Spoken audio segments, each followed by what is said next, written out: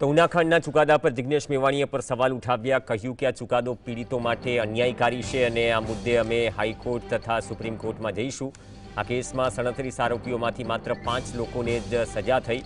પીડિત પરિવારોને હજુ પણ આરોપીઓથી ડર છે। 2016ની આ ઘટના મોટા સમઢિયાળાની, જ્યાં બાલુભાઈ સરવૈયા અને તેમના પરિવારજનોને ગાયના ચામડા ઉતારવાના મુદ્દે ગંભીર અત્યાચાર કરવામાં આવ્યો, ઢોરમાર મારવામાં આવ્યો, જાહેરમાં સરઘસ કાઢવામાં આવ્યું। હવે આ મામલે જિગ્નેશ મેવાણીએ પણ ચુકાદાને લઈને સવાલ ઉઠાવ્યા છે।